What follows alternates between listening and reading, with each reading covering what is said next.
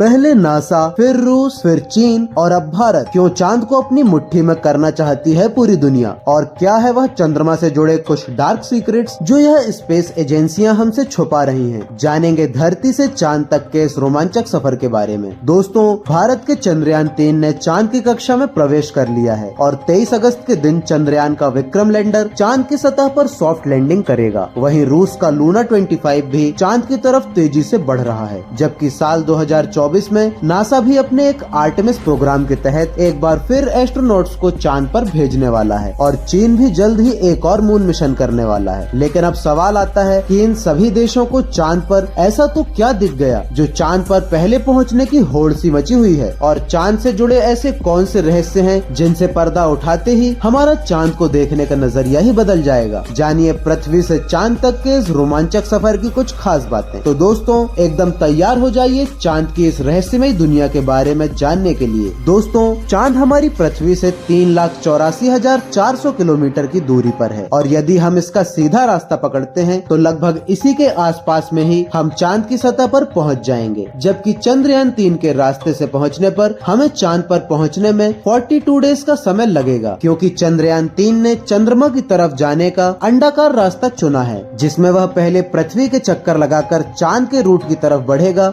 और फिर चांद के भी चक्कर लगाकर लैंडिंग करेगा। हालांकि यह रास्ता काफी किफायती तो है, लेकिन इसमें हमें एस्ट्रोनॉट्स के लिए बहुत सारा खाना, पानी और ऑक्सीजन की जरूरत पड़ेगी, जिसे स्टोर करने के लिए एक बड़ा स्पेसक्राफ्ट चाहिए होगा। और इस रास्ते से जाने पर 30 लाख किलोमीटर की दूरी तय करके हम काफी थक भी जाएंगे। इसलिए चलिए अमेरिका व रूस वाले सीधे रास्ते से ही चांद की तरफ चलते हैं, और इस रास्ते से हमें चांद पर पहुँचने में सिर्फ 4 से 5 दिन का ही समय लगेगा। दोस्तों, जब स्पेसक्राफ्ट का लैंडर आपको बाहर उतारेगा तब आपको बाहर आने के लिए सबसे पहले अपना एक स्पेस सूट पहनना होगा, क्योंकि चांद पर काफी पतला वातावरण है और इसमें ऑक्सीजन मौजूद नहीं है। इसी वजह से सांस लेने के लिए आपको पल्स स्पेस सूट के बीच लगे ऑक्सीजन सिलेंडर का सहारा लेना होगा। स्पेस सूट पहनने के बाद जब आप चांद की सतह पर कदम रखेंगे तो खुद को काफी हल्का महसूस करेंगे। साथियों, अगर पृथ्वी पर आपका वजन 60 किलोग्राम है तो यह चांद पर घटकर केवल 10 किलोग्राम ही हो जाएगा। इसी वजह से पहली बार चांद पर कदम रखते ही शुरुआत में आपका बैलेंस बिगड़ेगा और आप चलने की बजाय उछलने लगेंगे। इसलिए चांद की सतह पर संभाल कर कदम रखना बहुत जरूरी है। खैर, अब चांद की सतह की बात करें तो यहाँ पृथ्वी की तरह सीधे रास्ते नहीं है, बल्कि चांद की सतह ऊबड़ खाबड़ है और यहाँ जगह जगह पर चट्टाने, पहाड़ और बड़े बड़े क्रेटर्स यानी गड्ढे हैं। चांद पर यह गड्ढे बनने का कारण है करोड़ों वर्षों से हो रही उल्का पिंडों की बरसात, और यह गड्ढे 1 सेंटीमीटर से लेकर 2500 सेंटीमीटर तक बड़े हैं। वहीं चांद से निकलने वाली मिट्टी यानी लूनर सॉइल बिल्कुल ज्वालामुखी से निकलने वाली राख जितनी पतली है, और इसका रंग भी पृथ्वी की मिट्टी से काफी ज्यादा डार्क है, यानी कुछ कुछ सीमेंट की तरह होता है। इस मिट्टी में खुरदरापन न होने की वजह से आप जैसे ही इस पर कदम रखेंगे आपके पैरों के निशान इस मिट्टी पर बन जाएंगे, जिस वजह से चांद पर सबसे पहला कदम रखने वाले एस्ट्रोनॉट नील आर्मस्ट्रॉन्ग और बज एल्ड्रिन के पैरों के निशान आज भी वहाँ मौजूद हैं। चांद की खूबसूरत जमीन देखने के बाद जब आप अपनी नजर ऊपर की तरफ करेंगे तो आपको हमारी पृथ्वी भी दिखाई देगी। जी हाँ दोस्तों, जैसा पृथ्वी से चांद दिखाई देता है वैसे ही चांद से भी पृथ्वी दिखाई देती है। बस फर्क इतना है कि पृथ्वी से देखने पर चांद काफी छोटा लगता है और चांद से देखने पर पृथ्वी बहुत बड़ी दिखाई देती है, और यहाँ से पृथ्वी की खूबसूरती देखकर आप मंत्रमुग्ध हो जाएंगे। अब अगर आप चांद के उत्तरी ध्रुव पर लैंड करोगे तो आपको अपने आसपास भूतकाल में फैले हुए स्पेस मिशन के स्पेसक्राफ्ट्स और सैटेलाइट के टुकड़ों के साथ प्लास्टिक बैग में भरा हुआ कूड़ा भी दिखेगा। यह कूड़ा नासा के उन 12 एस्ट्रोनॉट्स ने फेंका है जो चांद पर जा पाए थे।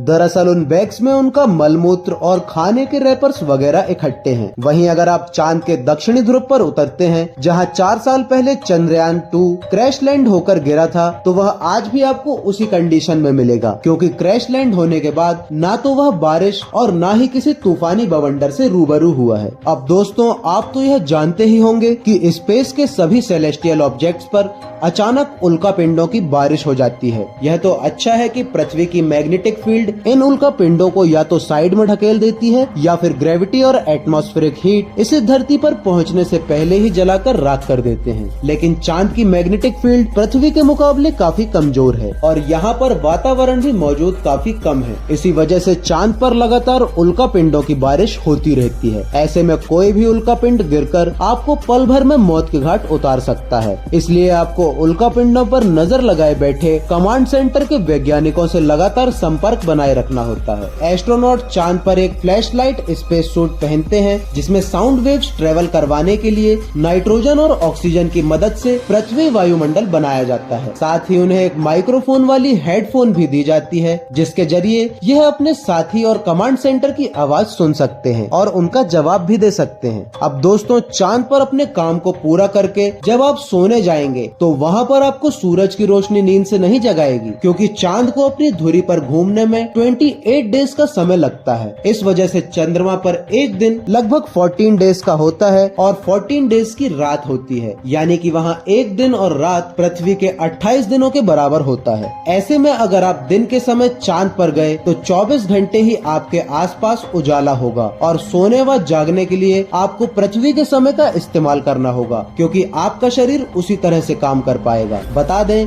कि अंतरिक्ष में गए सभी astronaut omega speed master professional watch पहनते हैं, जिसमें वह रात का अलार्म लगाकर सोते हैं और सुबह अलार्म बजते ही उठ जाते हैं। साथियों, एक और बड़ी दिक्कत है कि रात के समय चांद का तापमान -130 डिग्री हो जाता है, जबकि दिन के समय यही तापमान 120 डिग्री सेल्सियस तक बढ़ जाता है। वैज्ञानिकों द्वारा की गई खोज के मुताबिक चांद के हर हिस्से का तापमान अलग अलग होता है और इसमें से सबसे खतरनाक जगह है चांद के दक्षिणी ध्रुव में मौजूद डार्क साइड। आपको बता दें कि चांद के इलाके में काफी बड़े बड़े गड्ढे हैं और कई अरबों सालों से यहाँ सूरज की रोशनी नहीं पड़ी है, इसलिए इन गड्ढों का तापमान -230 डिग्री तक पहुँच जाता है। इतने कम तापमान में स्पेसक्राफ्ट के उपकरण काफी ठंडे पड़ जाते हैं और कुछ तो इस तापमान की मार झेल भी नहीं पाते। इसी वजह से दुनिया के किसी भी देश ने चांद के दक्षिणी ध्रुव पर लैंड नहीं किया है। तो यही वजह है कि भारत अपने चंद्रयान 3 के लैंडर को वहां दिन के समय ही उतारने वाला है, ताकि तापमान ज्यादा ठंडा ना रहे और इस लैंडिंग के साथ हम दुनिया के वह पहले देश बन जाएंगे जिसने चांद के दक्षिणी ध्रुव पर फतह हासिल की है। दोस्तों, चांद अपनी धुरी पर एक चक्कर लगाने में 28 दिन लेता है, वहीं इस पृथ्वी का एक चक्कर लगाने में उसे उतना ही समय लग जाता है। इसलिए हम चांद का सिर्फ एक हिस्सा आज तक देख पाए हैं और अगर आप चांद के पिछले हिस्से के अंधेरे वाले इलाके पर पहुंच गए तो आपके साथ काफी खौफनाक चीजें हो सकती हैं। बता दें कि चांद पर कई सालों से रिसर्च कर रहे कुछ वैज्ञानिकों का यह कहना है कि भूतकाल में वहां कोई एलियन सभ्यता बसी थी और आज भी चांद के डार्क जोन में एलियन मौजूद हो सकते हैं। हालांकि आज तक किए गए सभी मून मिशन में हमें उनकी मौजूदगी का कोई भी पुख्ता सबूत नहीं मिला है, लेकिन हम अब चांद के